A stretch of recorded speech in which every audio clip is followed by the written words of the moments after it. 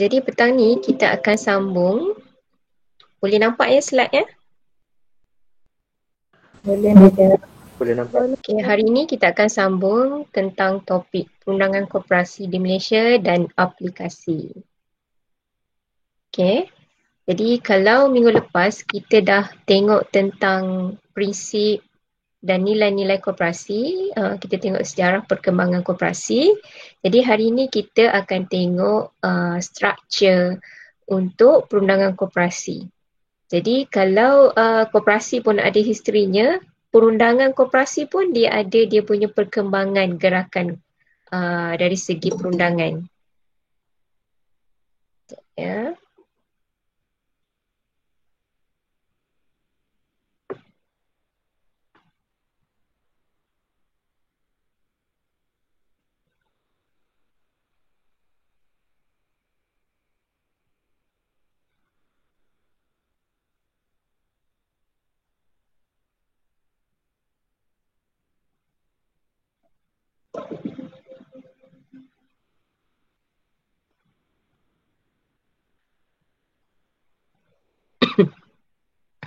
Okey, dari segi perundangan koperasi, kita tahu yang koperasi wujud pada tahun 1922.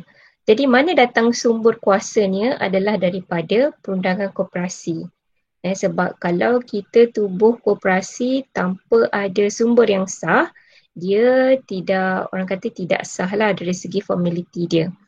Jadi kalau tahun 1922, koperasi yang pertama diwujudkan kalau masih ingat yang koperasi Kotemas, Koponas sekarang kan, ya, dan kemudian koperasi yang syarikat Tebuk Haji Musa di Kerian Perak. Jadi diorang kedua-dua koperasi ini ditubuhkan menggunakan enactment koperasi 1922. Jadi Cooperative Societies Enactment 1922 hanya berkuat kuasa di 4 negeri sahaja pada ketika itu. Ya, tahun 1922 hanya diguna pakai di 4 negeri-negeri Melayu bersekutu, iaitu di Perak, di Selangor, di Pahang dan juga di Negeri Sembilan. Jadi manakala negeri-negeri lain seperti Pulau Pinang, Melaka, negeri apa lagi bukan negeri Melayu bersekutu macam Perlis, Kelantan, Terengganu,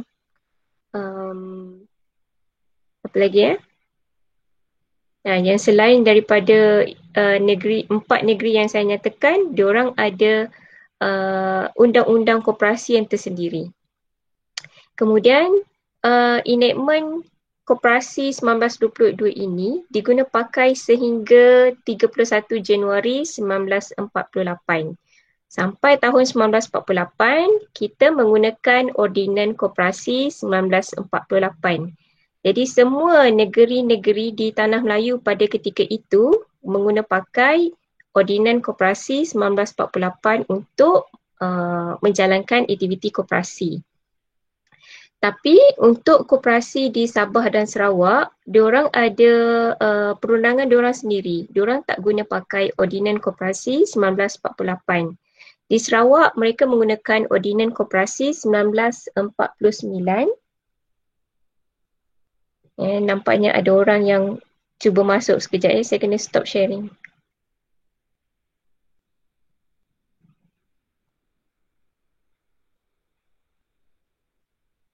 Siapa lagi yang tak masuk ni, dia kena maklumkan dalam WhatsApp group ya, sebab saya tak nampak kalau saya present.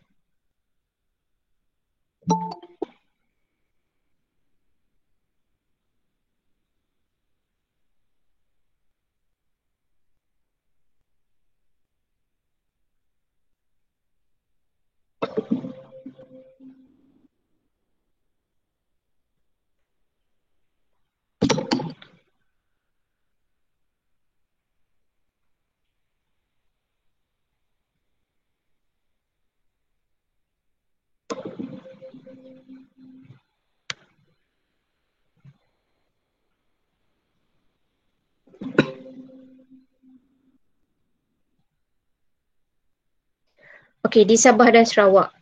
Kita kena ingat Sabah dan Sarawak dia join Malaysia tahun 1963. Jadi walaupun Sabah dan Sarawak dah jadi sebahagian part of Malaysia tahun 1963, Sabah dan Sarawak dia still lagi mengguna pakai ordinan yang masing-masing sehinggalah tahun 1994. Jadi kalau awak tengok daripada 1922, 1948, kemudian sampailah 1983, barulah diwujudkan digubal Akta Koperasi 1948. Tahun 1904, walaupun nama dia 1948, dia dikuatkuasakan pada tahun 1983. Jadi maknanya bermula enactment Koperasi 1922, kemudian Ordinan Koperasi 1948, kemudian Akta Koperasi 1948. Nama akta tu 1948 tapi dia dikuatkuasa pada tahun 1983.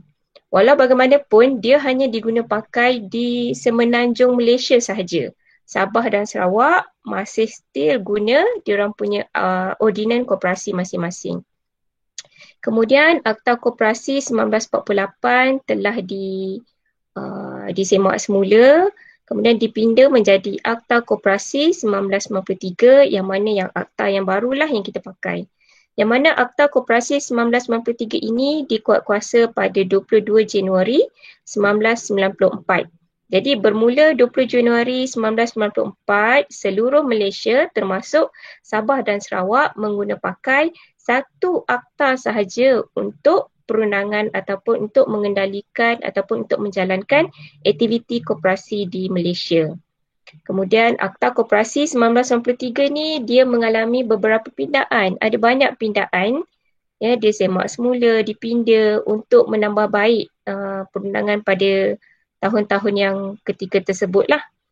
Dan kemudian tahun 2007 berlaku pindaan yang mana Jabatan Pendaftaran Koperasi JPK, Jabatan Pembangunan Koperasi ditukar menjadi ditubuhkan Suruhanjaya Koperasi Malaysia SKM.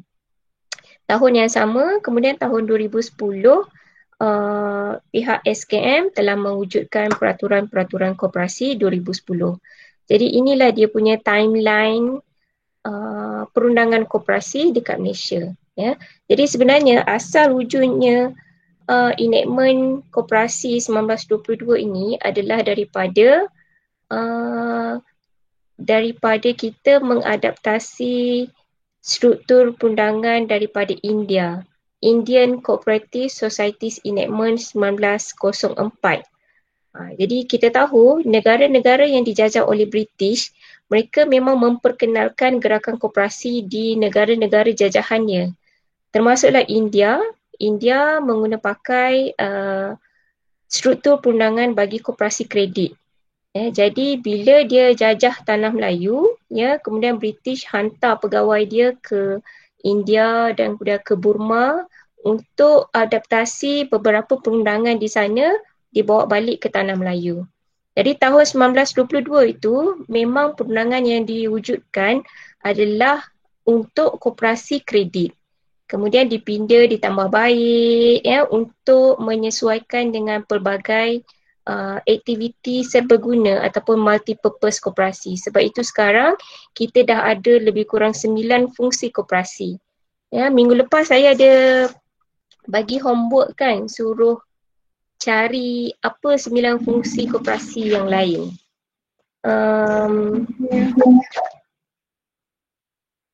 Amsha ada Amsha.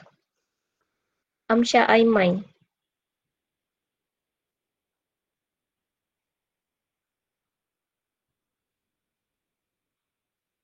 Amsha tak ada ke? Arif Fikri ada?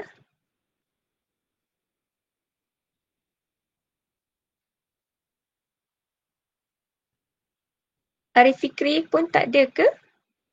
Kena tengok ni attendance ni.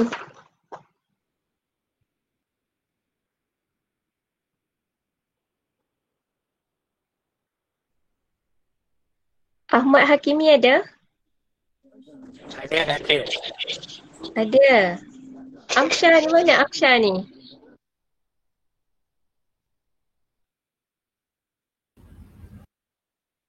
Ini open and left lah ni.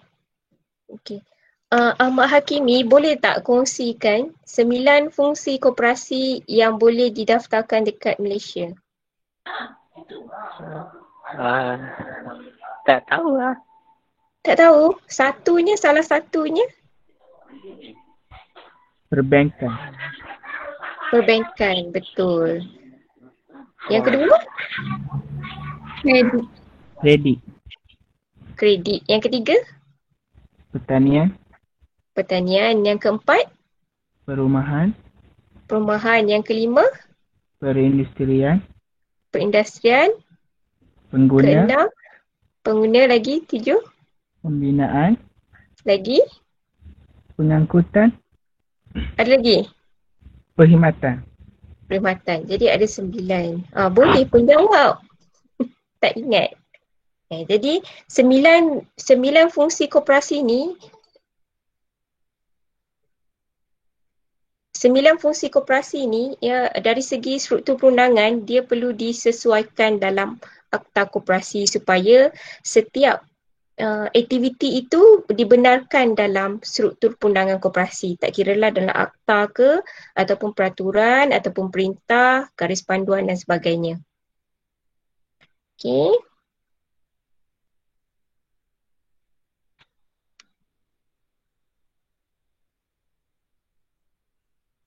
Kemudian kita tengok struktur perundangan koperasi.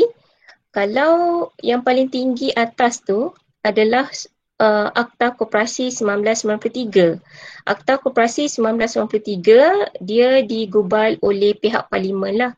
Jadi maknanya rang undang-undang Akta Koperasi ini perlu dibawa masuk dalam Dewan Rakyat. Kemudian dibahaskan. Kemudian dibawa pula ke Dewan Negara, dibahaskan dan dibawa masuk balik dalam Dewan Rakyat. Jadi perlu ada proses dibahaskan rang undang-undang dalam parlimen. Jadi sebab itu kalau orang kata sesetengah orang yang dia tak setuju dengan mana-mana peruntukan yang ada dalam Akta Koperasi, kita tak boleh nak simply minta ubahlah akta tu. Sebab nak buat pindaan dalam sesuatu akta, dia panjang prosesnya. Selain daripada akta koperasi, kita ada macam-macam jenis akta dekat Malaysia ni. Kita ada Akta Suruhanjaya Koperasi Malaysia, Akta SKMM, akta untuk bahan-bahan beracun. Jadi banyak sangat akta. Jadi akta tu dia ada nombor-nombor dia yang tersendiri. Macam contoh Akta Koperasi 1993, nombor akta ni lah Akta 502. Jadi awak boleh buka dalam, cari juga dalam internet pertukaran-pertukaran akta yang terbaru ya. Next kita sambung.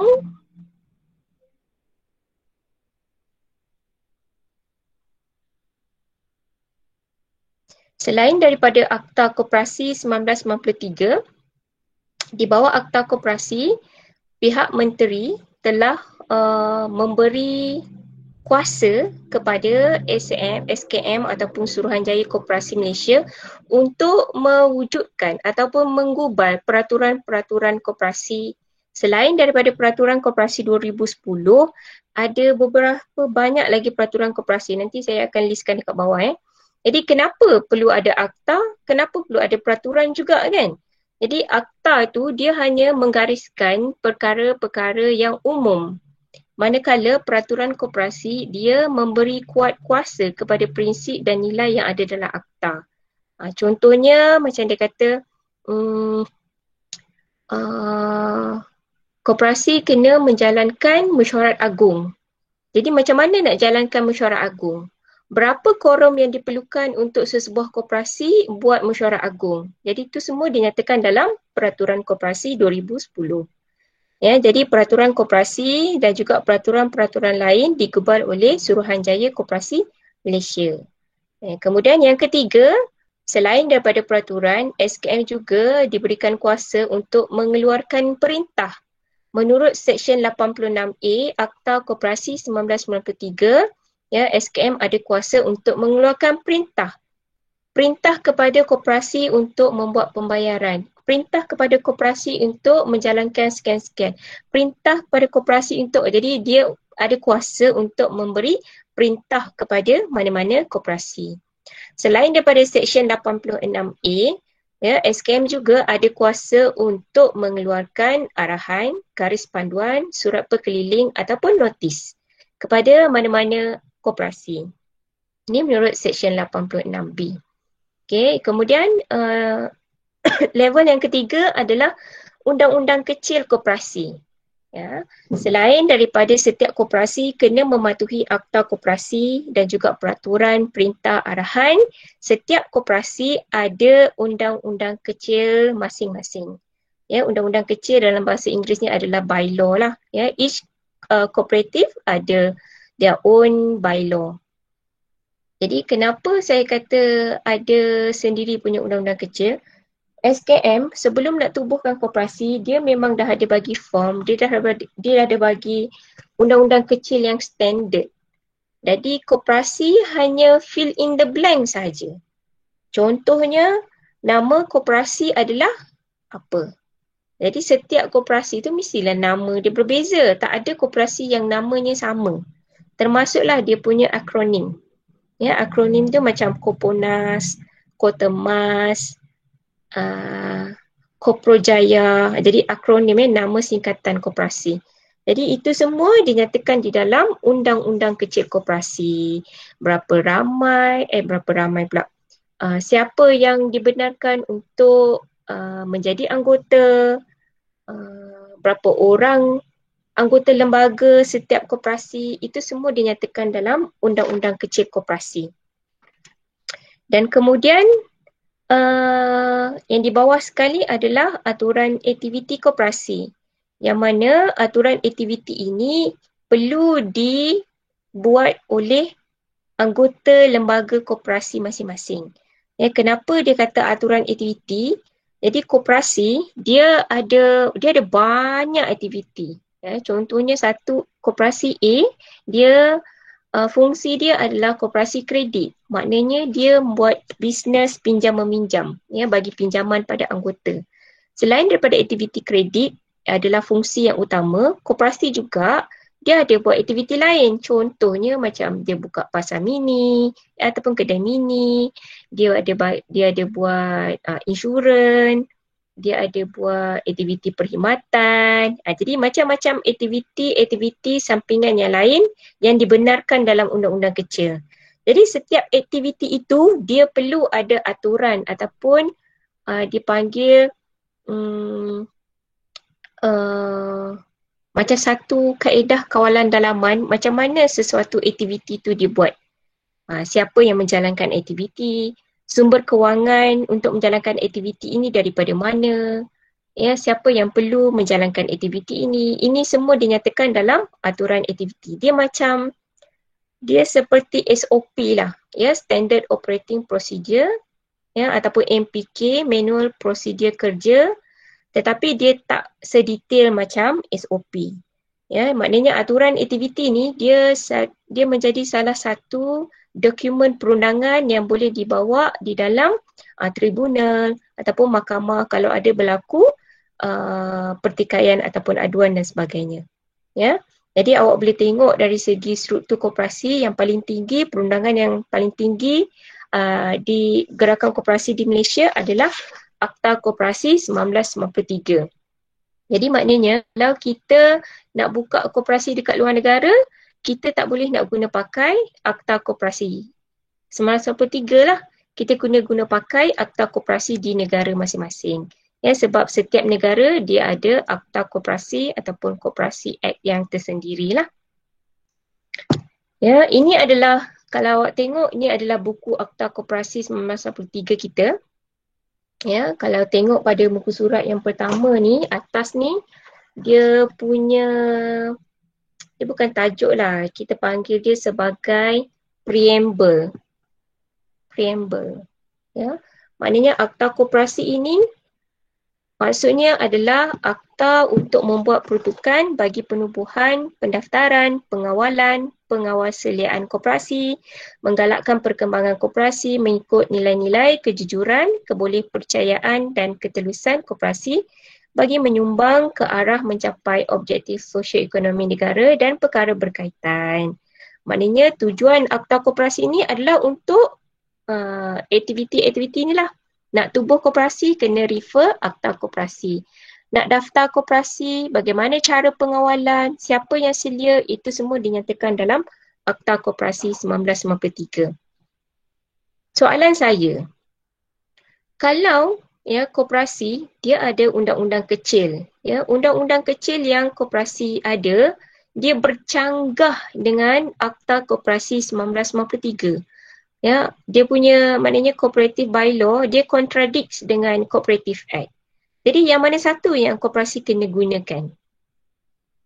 Boleh guna akta koperasi ataupun kena refer undang-undang kecil? Refer undang-undang kecil. Tak boleh. Kita kena, kalau berlaku percanggahan dalam mana-mana peruntukan, undang-undang kecil dengan akta koperasi, kita kena refer yang paling tinggi. Maknanya kita kena refer Akta Koperasi 1993. Undang-undang kecil yang dibuat, aturan aktiviti yang dia buat, dia mesti sama. Dia mesti dibaca bersekali. Maknanya dia tak boleh kontradik lah. Contohnya dalam Akta Koperasi dia kata anggota lembaga koperasi hendaklah dilantik dalam komposisi 8 hingga 5 hingga 15. Contohnya lah. Jadi 5 hingga 15. Kemudian dalam undang-undang kecil koperasi tulis anggota lembaga koperasi ini adalah seramai 16 orang.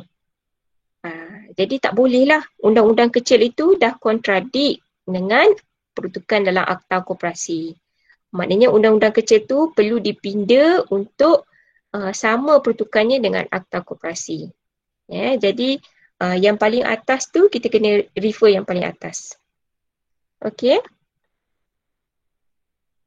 Di dalam Akta Koperasi 1993, dia disusun mengikut seksyen dan juga bahagian. Dalam Akta Koperasi ada 10 bahagian. Dan 10 bahagian dan setiap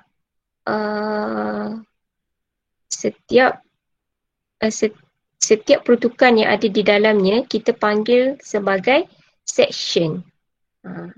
Dari bahagian 1 adalah berkenaan tentang permulaan, bermula daripada seksyen 1 sehingga seksyen 3. Jadi perkataan dalam akta ni kita panggil sebagai seksyen. Kalau saya kata seksyen 3, dia merujuk kepada Akta Koperasi 1993. Kalau saya kata rujuk kepada fasal, fasal tu dia merujuk kepada Undang-Undang Kecil Koperasi. Kalau saya kata merujuk kepada Peraturan 10, Peraturan 10 adalah merujuk kepada Peraturan Koperasi 2010. Jadi nampak kalau dalam akta kita sebut susunan dia sebagai section. Section dan juga subsection. Jadi yang pertama kita ada permulaan tentang dia punya panggil apa ni?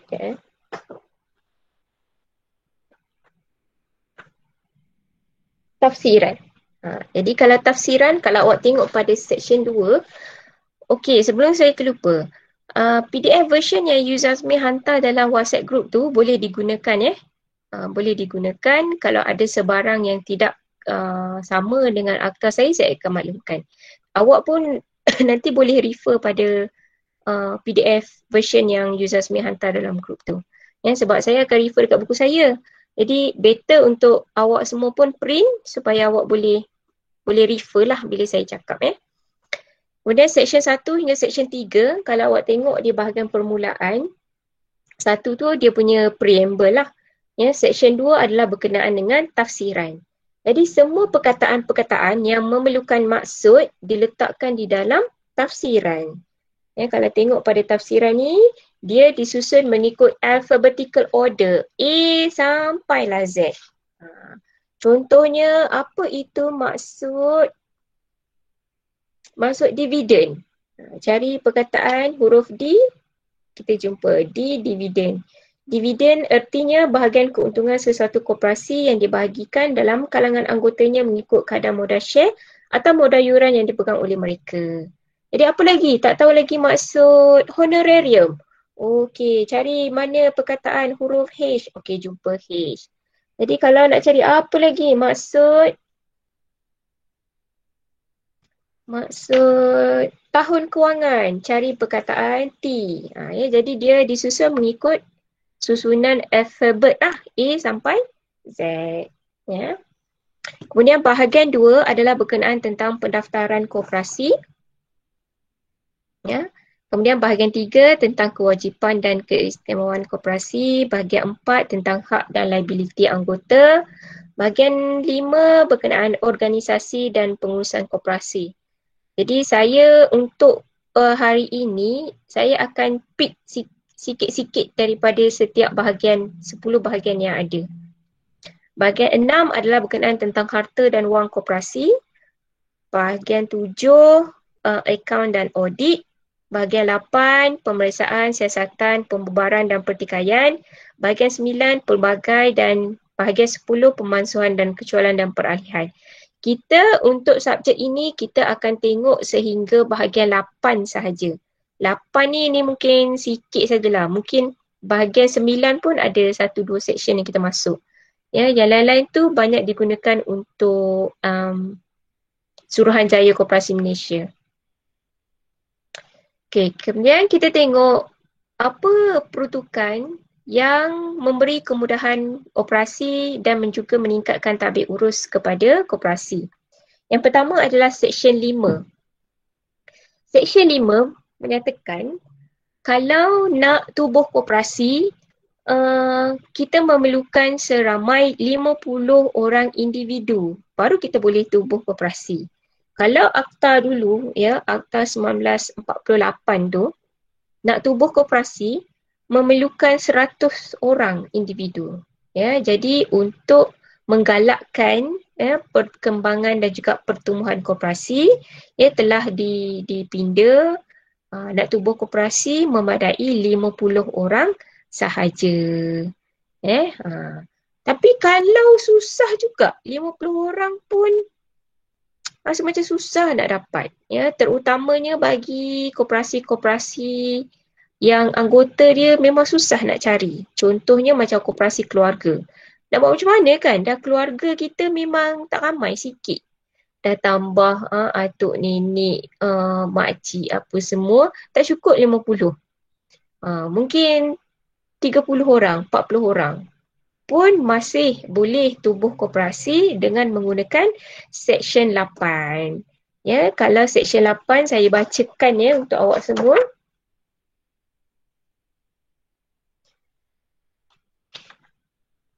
Seksyen 8.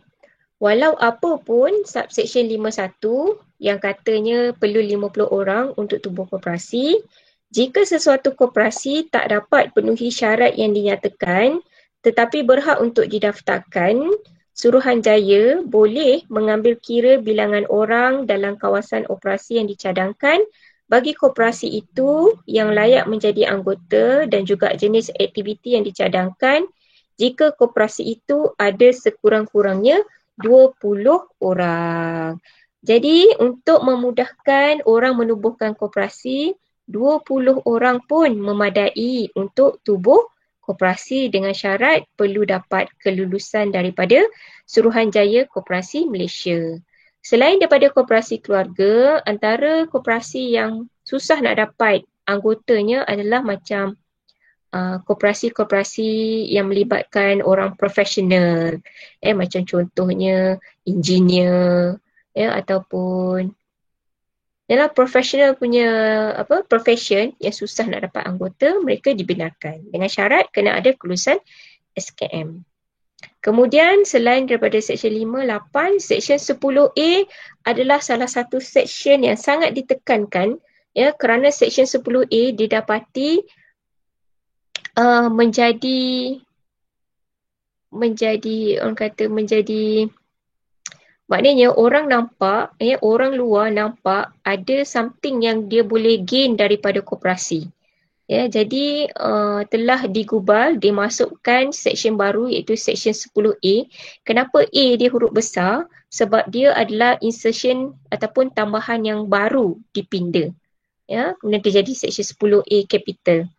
Seksyen 10A capital menyatakan tentang tidak ada orang yang boleh mengemukakan diri sebagai koperasi. Dia menyamar, dia guna, dia menyamar dia sebagai pengurusi koperasi.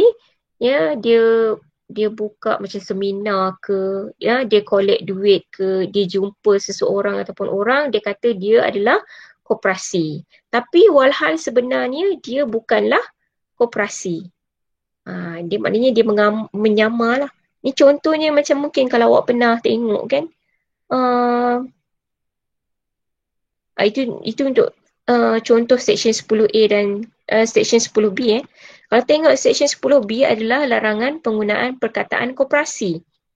Tak boleh guna perkataan koperasi, kooperatif atau corporation, apa-apa jua yang berkaitan tentang koperasi jika dia bukan adalah koperasi. Maknanya dia menyamar dan menggunakan perkataan koperasi. Ini contoh yang saya nak bagi. Kalau macam dulu banyak kita dapat flyers kan. Dia hantar, dia lekatkan dekat wiper kereta ataupun dia letak dalam post box rumah kita. Maknanya dia kata boleh buat pinjaman. Walaupun blacklist, Secris, Citos, boleh buat pinjaman sekian dengan koperasi. Maknanya dia tipu dan dia menggunakan perkataan koperasi dalam dia punya dokumen. Jadi kedua-dua seksyen ini, seksyen 10A dan seksyen 10B, betapa beratnya kesalahan ini. Saya bacakan dia punya penalti. Kalau didapati melakukan kesalahan tersebut, jika disabitkan, didenda tidak melebihi 5 juta ringgit sahaja. 5 million ringgit sahaja. Ataupun dipenjarakan selama tempoh tidak melebihi 5 tahun. Kalau tak boleh bayar, bolehlah dipenjarakan 5 tahun ataupun boleh kedua-duanya sekali. Jadi kita tengok penalti dia besar, dia punya kesan implikasinya pun agak besar. Ada sebelum tahun kebelakang ni memang banyak koperasi-koperasi, bukan koperasi lah, individu yang telah menggunakan perkataan koperasi ataupun menyamar ni didakwa di mahkamah. Ya. Kemudian seksyen 36 adalah berkenaan tentang kuasa tertinggi dalam koperasi. Kita tahu koperasi dia mengamalkan prinsip demokrasi. Maknanya setiap keputusan itu hendaklah diambil secara majoriti bersama. Jadi nak dapatkan keputusan majoriti hendaklah melalui mesyuarat agung. Ya, jadi seksyen 36 dah menyatakan tentang kuasa tertinggi bagi sesuatu koperasi terletak haknya pada mesyuarat agung. Walaupun dia kata kuasa tertinggi terletak hak pada mesyuarat agung, ianya masih tertakluk kepada peruntukan akta koperasi, ya, peraturan, garis panduan dan juga undang-undang kecil. Kemudian seksyen 39 menyatakan tentang kewajipan koperasi untuk buat mesyuarat agung. Ya, siapa lagi saya nak try test uji minda ni? Hilman ada Hilman?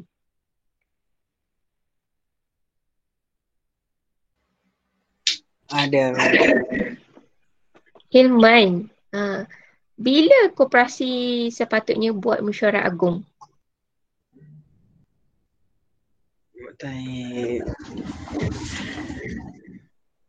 Masa nak Agak-agaknya lah. masa dia nak tentukan sesuatu lah. Masa dia nak tentukan sesuatu. Kalau 1 tahun ni dia tak ada benda nak tentukan sesuatu. Jadi tak payahlah buat mesyuarat agung macam tu ke? Tak juga. Jadi bila sebenarnya koperasi kena buat mesyuarat agung ni?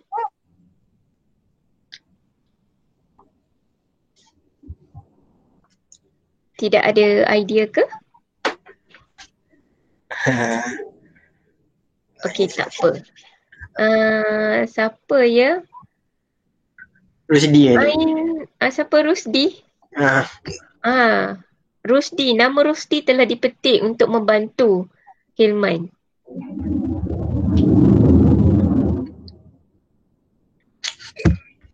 Rusdi ada? Ada tu Ada madam. madam. Saya tengah berfikir lagi ni madam. Oh, tengah berfikir lagi. Tidak dapat jawapan lagi ya? Tidak dapat lagi. Okey, siapa lagi yang boleh bantu Hilman dan Rusdi ni? Aisyah madam. Mungkin saya boleh petik nama Syahirah. Okey, Syahira sila bantu.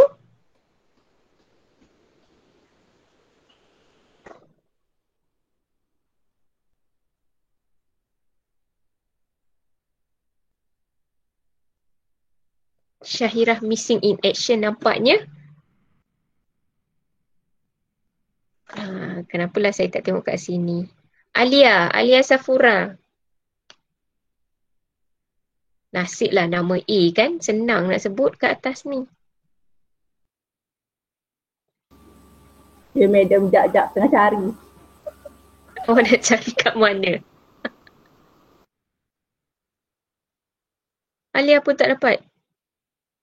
Sekejap, Rowena kata apa ni? Semasa nak lantik ahli jawatan kuasa dan membincangkan laporan tahunan. Okay, Rowena, can you speak to the mic? Semasa nak lantik ahli jawatan kuasa dan membincangkan laporan tahunan. Okay, nampaknya awak mungkin awak tak dapat tangkap kot soalan saya. Soalan saya, bilakah ataupun kata tarikh ke bulan ke, bila sepatutnya koperasi buat mesyuarat agung? Setahun sekali. Tahun sekali. Keselin ke yang cakap tu? Ya madam. Ya. Nampaknya anda semua ada tak memiliki, ada tak ni, boleh tak buka Madam, rasanya 2 kali setahun kan? 2 kali setahun? Sekali 6. Seronok juga membincangkan perkara ni dengan anda semua. Sekali 6 bulan bukan? Macam mana? Tidak lewat dari 6 bulan madam. Sekali. Alia kata tidak lewat daripada 6 bulan. Selepas berakhirnya setiap tahun kewangan. Ya, selepas berakhirnya tahun kewangan koperasi. Jadi pertama, koperasi kena tahulah bila tahun kewangan koperasi. Setiap koperasi dalam undang-undang kecil dia berbeza dia punya tahun kewangan. Jadi tahun kewangan tu dia mesti complete 1 tahun kalender.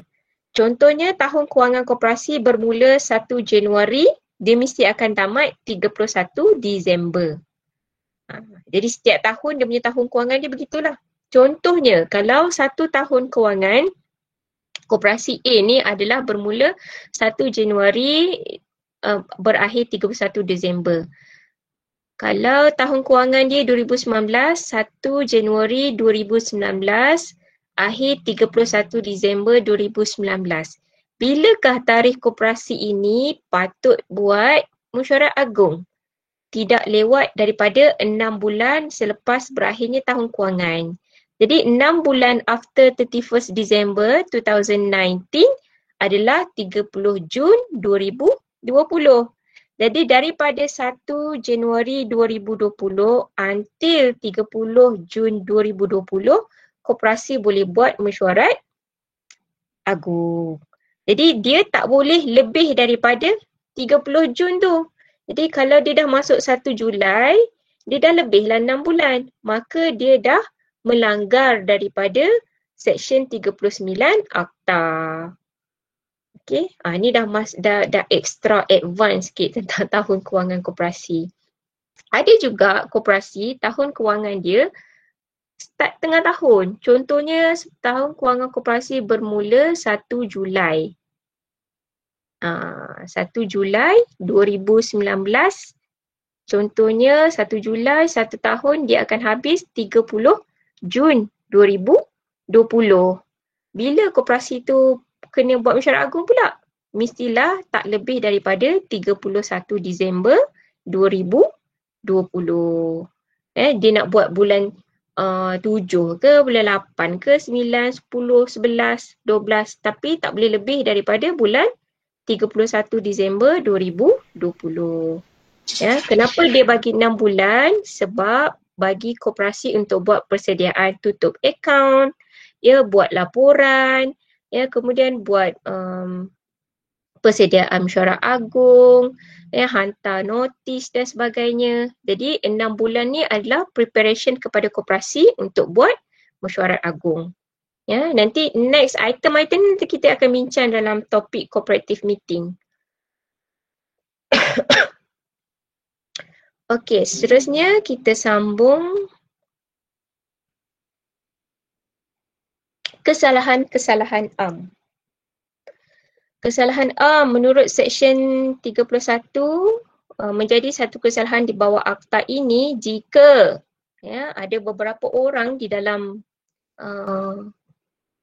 yang pertama ni jika sesuatu koperasi, pegawai koperasi ataupun anggota koperasi melakukan apa-apa perbuatan yang perlu izin atau kelulusan SKM atau mesyuarat agung.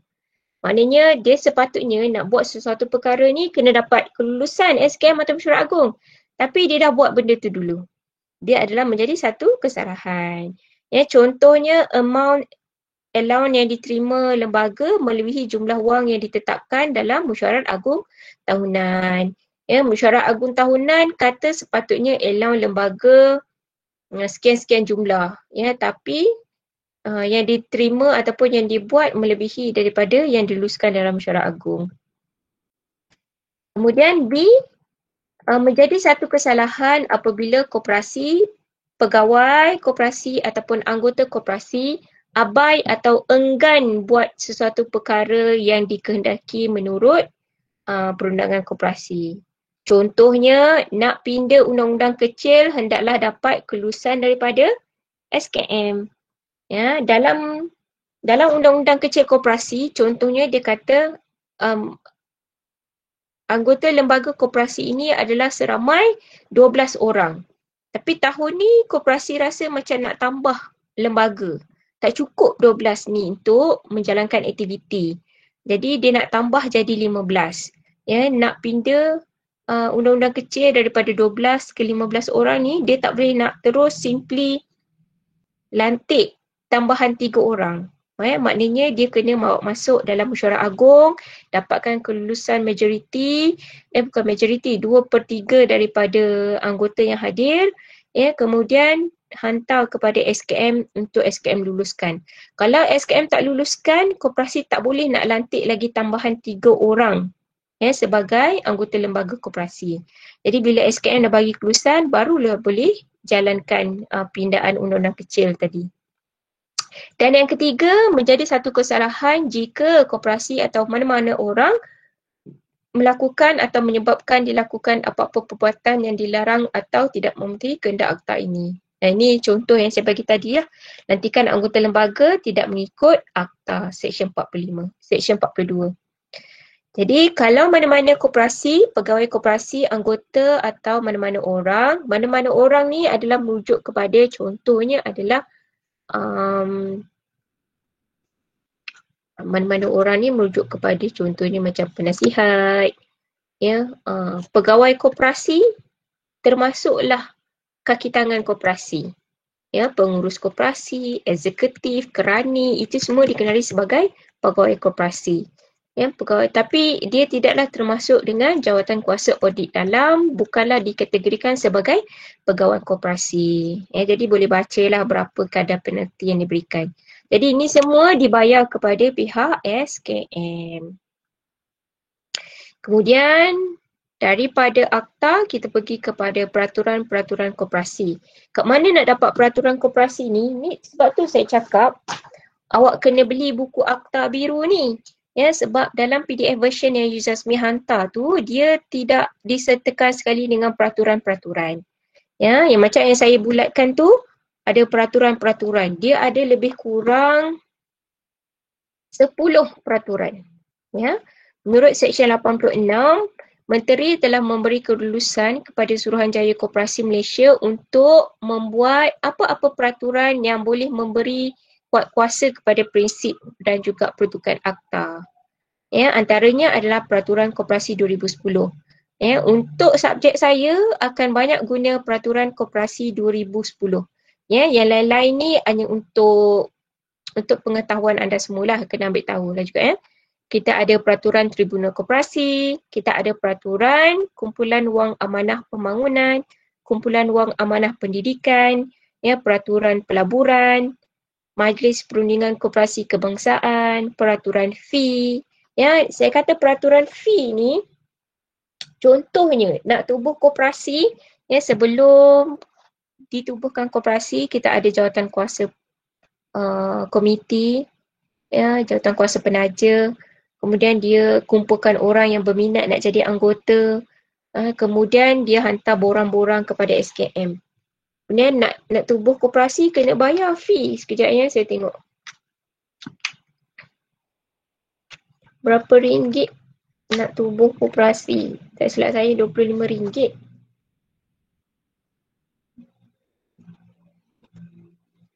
Okey, pendaftaran koperasi dan undang-undang kecilnya adalah sebanyak RM100.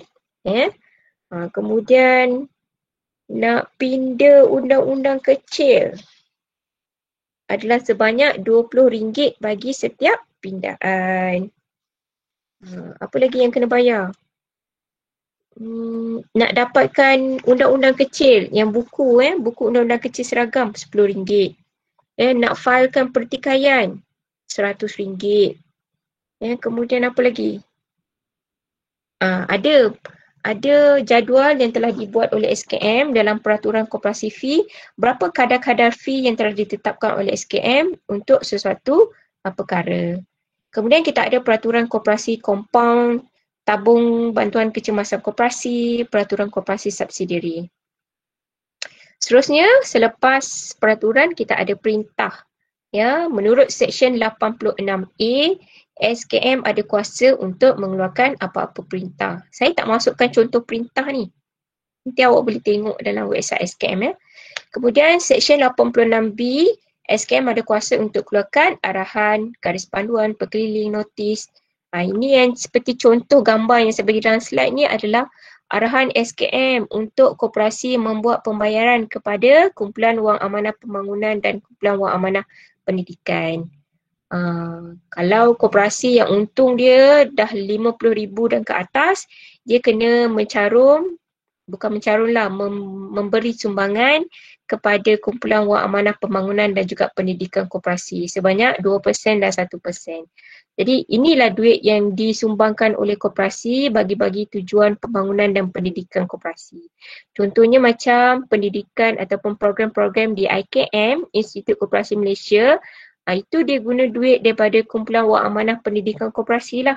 Maknanya koperasi-koperasi yang ada untung besar-besar, dia menyumbang balik kepada gerakan koperasi dengan memberikan latihan dan pendidikan melalui IKM, angkasa dan sebagainya. Okey, garis panduan SKM, pihak SKM, dia telah mengeluarkan hampir 29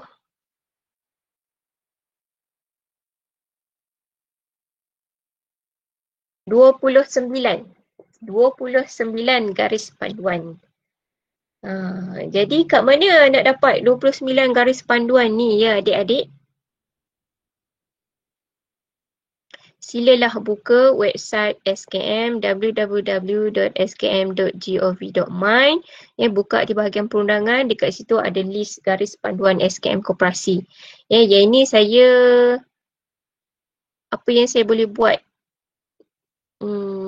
Saya tak dapat lah. Mungkin awak kena cari sendiri, download sendiri, buka dan juga buat satu folder garis panduan SKM. Ya, sebab kalau dia dicetak, dia akan jadi satu tebal buku. Bukan jadi buku lah, dia jadi satu fail yang sangat tebal. Jadi setiap perkara-perkara ini dia telah dinyatakan oleh koperasi.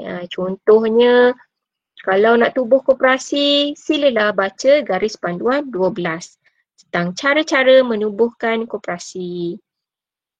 Ya. Kemudian kalau kumpulan wang rizab statutori, ini semua dinyatakan detail tentang cara pembayaran dividen, cara nak lantik semula lembaga, cara untuk ataupun fungsi jawatankuasa audit dalaman, kemudian JAD, ada banyak ni. Ini saya akan selitkan dalam topik-topik yang berkaitan nanti.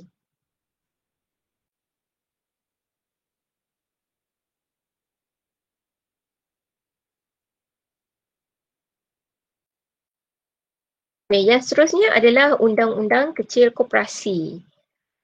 Undang-Undang Kecil Koperasi yang awak tengok dalam slide ni, ini adalah undang-undang kecil yang seragam. Ada yang nak cuba masuk ke?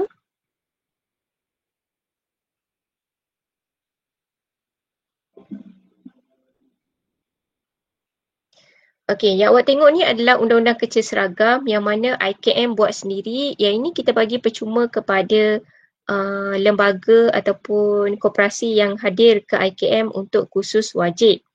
Khusus wajib dekat IKM, ya, kalau kita dilantik sebagai anggota lembaga koperasi, dia wajib kena hadir khusus wajib dengan Institut Koperasi Malaysia. Ada 3 kursus yang wajib dihadiri oleh lembaga yang baru dilantik. Yang pertama adalah tentang kursus wajib 1, pengurusan dan pentadbiran koperasi. Wajib 2 adalah berkenaan tentang pengurusan kewangan koperasi. Dan wajib 3 adalah tentang pengurusan strategik koperasi. Ya, yang mana yang topik awak semua belajar ni kan, yang 3 bulan nak kena belajar ni, dia telah dikompreskan menjadi satu modul 3 hari. 2 hari, 2, 4, 6. 6 hari. Jadi 6 hari perlu dilengkapkan oleh anggota lembaga yang baru dilantik untuk tempoh pemegangan jawatan dia lah. Contohnya satu penggal dia adalah 3 tahun, dalam tempoh 3 tahun dia kena berkursus di IKM. Ya, ini adalah contoh undang-undang kecil seragam koperasi. Menurut Seksyen 2 Akta, undang-undang kecil adalah UUK. Kalau saya sebut UUK, dia merujuk kepada undang-undang kecil koperasi. Ya, adalah merujuk kepada UUK yang berdaftar yang dibuat oleh satu koperasi untuk menjalankan apa-apa kuasa yang diberikan oleh Akta. Termasuklah pindaan berdaftar. Ya, jadi koperasi dia kena compile sendirilah dia punya undang-undang kecil. Ya, ada koperasi yang dia bukukan, ada koperasi yang dia tidak ada modal, dia just print A4 dan dia compile macam tu lah. Ya, kalau yang cantik ni koperasi dia bukukan, kalau ada pindaan dia akan masukkan, dia akan terbitkan yang baru. Ya. Menurut Seksyen 17 Akta Koperasi, UUK koperasi apabila didaftarkan adalah mengikat koperasi itu dan anggotanya sehingga takat yang sama, seolah-olah UUK ini ditandatangani oleh setiap anggota dan mengandungi wa'ad pada setiap anggota bagi dirinya dan bagi penggantinya. Maknanya, contohnya koperasi A ini dia ditubuhkan pada tahun 2010. Ya, 2010 undang-undang kecil ni dibuat. Kemudian tahun 2015, ya, contohnya Encik Amir nak jadi anggota koperasi tersebut. Jadi bila dia diterima menjadi anggota koperasi, dah bayar yuran, ya, kemudian dah hantar borang, diterima, dapat surat penerimaan. Ya, Encik Amir ni perlulah dibekalkan dengan senaskah buku undang-undang kecil koperasi tersebut. Ya, jadi bila dia diterima buku undang-undang kecil ni, seolah-olah Encik Amir dah tanda tangan macam semasa penubuhan koperasi 2010. Ya, dan mengandungi wa'ad ni bermaksud ikat janji. Maknanya Encik Amir berjanji untuk mematuhi apa yang ada dalam undang-undang kecil tersebut. Kalau undang-undang kecil tu kata dia kena bayar modal share sekian-sekian, dia kena setiap bulan membayar modal yuran sekian-sekian, dia perlu hadir mesyuarat agung sekian, maknanya dia kena mematuhi lah apa yang ada dalam undang-undang kecil tersebut. Ya. Wa'ad maksudnya adalah ikat janji. Kemudian, undang-undang kecil yang dibuat oleh koperasi hendaklah menyokong peruntukan akta koperasi. Dia tidak boleh kontradik, dia tidak boleh bercanggah dengan akta koperasi. Ya, contohnya awak tengok yang pada Seksyen 28. Ya, 28 tu adalah anggota tidak boleh menggunakan hak sehingga dibuat bayaran. Menurut Seksyen 28, tidak ada anggota boleh menggunakan hak sebagai anggota jika dia telah membuat apa-apa bayaran kepada koperasi itu sekian kan. Ya. Jadi dalam akta koperasi, dia tidak menyatakan berapa ringgit bayaran yang anggota tu kena bayar kepada koperasi. Sebab setiap koperasi dalam undang-undang kecilnya, ya, dia punya peruntukannya adalah berbeza. Ya, contohnya menurut perkara 16 ni adalah merujuk kepada undang-undang kecil koperasi. Perolehan hak, kewajipan dan liability anggota. Dia akan, maknanya undang-undang kecil 16, dia akan cross refer balik kepada seksyen akta. Menurut seksyen 28 akta, tiap-tiap anggota yang telah menjelaskan bayaran ... share boleh melaksanakan segala hak, kewajipan dan liability sebagai seorang anggota. Jadi setiap UUK koperasi, dia berbeza dia punya bayaran masuk. Contoh koperasi A, bayaran share saham dia adalah RM100. Jadi kemudian koperasi B mungkin saham dia RM500. Jadi yang ... ni dia perlulah dipenuhkan oleh koperasi masa penubuhan koperasi. Ya, kalau contohnya tahun 2010 koperasi A, saham ataupun share dia, kalau saya sebut saham, dia merujuk kepada share. Jadi kalau share koperasi A tu 2010 adalah sebanyak RM100. Tahun 2020 ni, dia tengok koperasi rasa RM100 ni dah macam tak cukup dah dengan perkembangan sekarang. Dah susah lah koperasi nak buat aktiviti. Ya. Koperasi boleh untuk menambahkan share di dalam undang-undang kecil. Jadi ditambahlah koperasi kena masuk dalam mesyuarat agung, dapat kelulusan SKM. Kemudian koperasi anggota yang lain kenalah membayar tambahan berapa share yang perlu ditambah untuk melengkapkan. Contohnya daripada 100 naik jadi 500. Ya.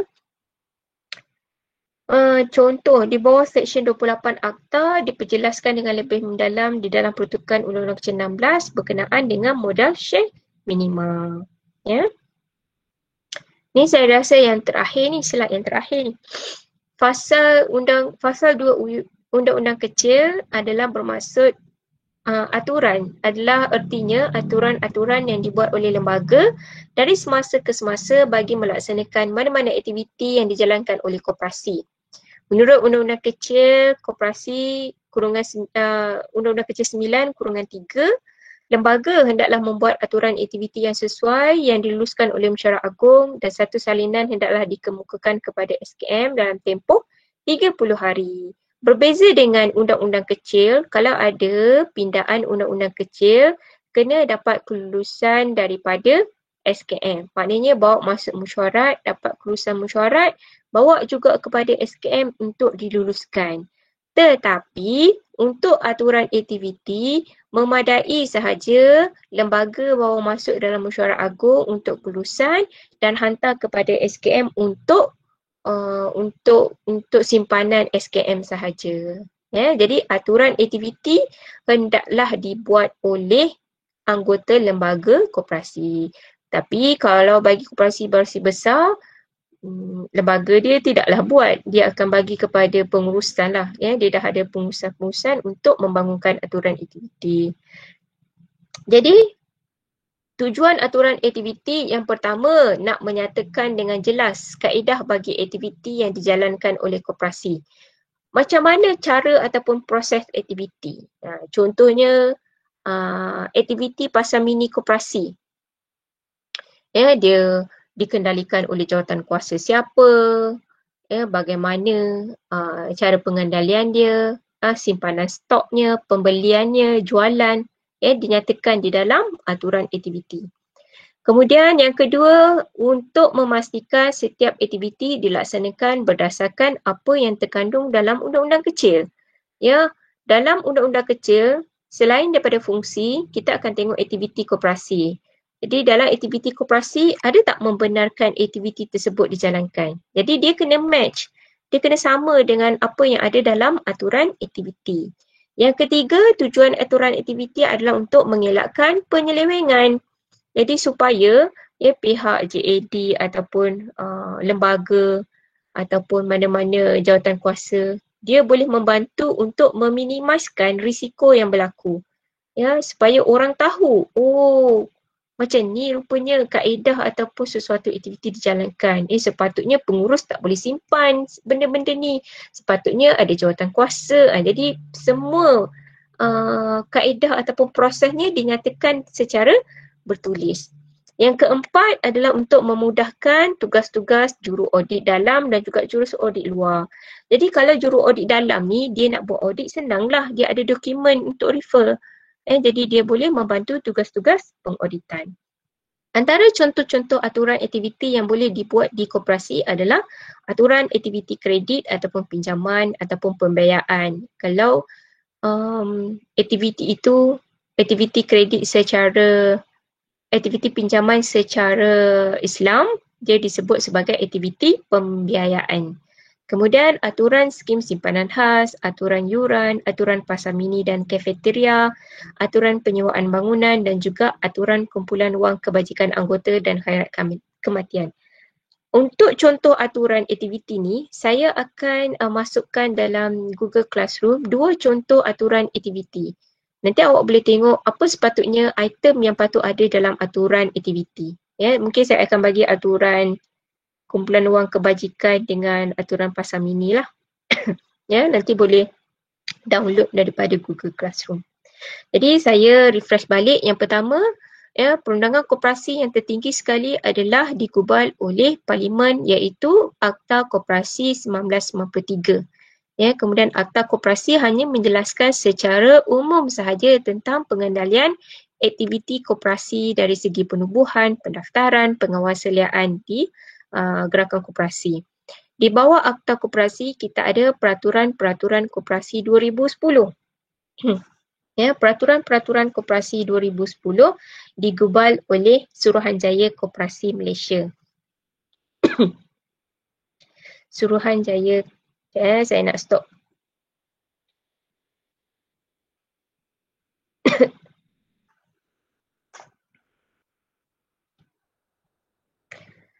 Peraturan Koperasi 2010 digubal oleh Suruhanjaya Koperasi Malaysia. Dan di bawah Peraturan Koperasi 2010 kita ada perintah menurut Seksyen 86A dan Seksyen 86B. SKM juga ada kuasa untuk keluarkan perintah, arahan, garis panduan, perkeliling, notis dan sebagainya. Kemudian di bawah Seksyen 86A dan Seksyen 86B kita ada undang-undang kecil, yang mana undang-undang kecil ini digubal oleh koperasi ataupun lembaga, anggota lembaga koperasi sendiri. Jadi setiap koperasi, bylaw dia adalah berbeza-beza, bergantung pada aktiviti, jenis, kawasan operasi dan sebagainya. Kemudian yang kelima, yang bawah sekali adalah aturan aktiviti koperasi. Aturan aktiviti koperasi ini kalau ikutkan dia adalah wajib, perlu dibangunkan oleh lembaga koperasi, anggota lembaga bagi setiap aktiviti koperasi.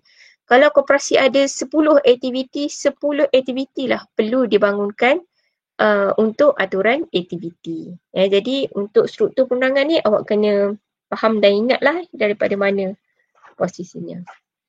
Jadi ada sebarang soalan? Saya buka ruang untuk soalan.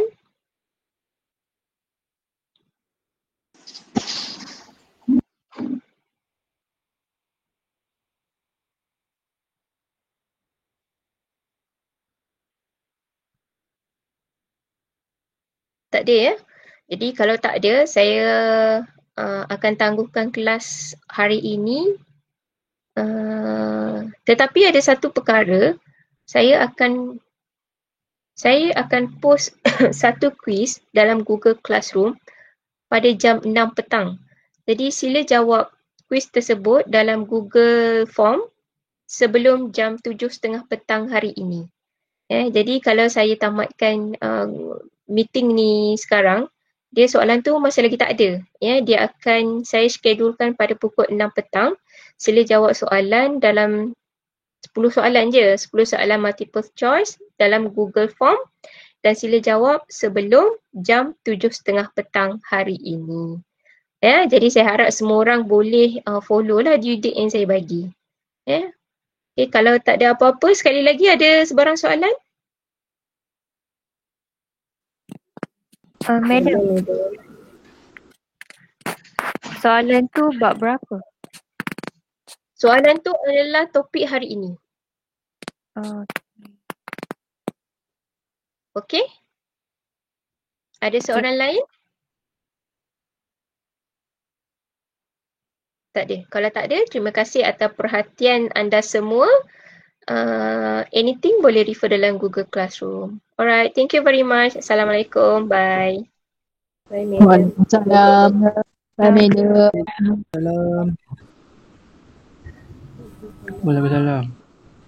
Salam. Thank you, madam. Terima kasih, madam. Thank you, madam. Terima kasih, madam. Thank you, madam. Sama-sama.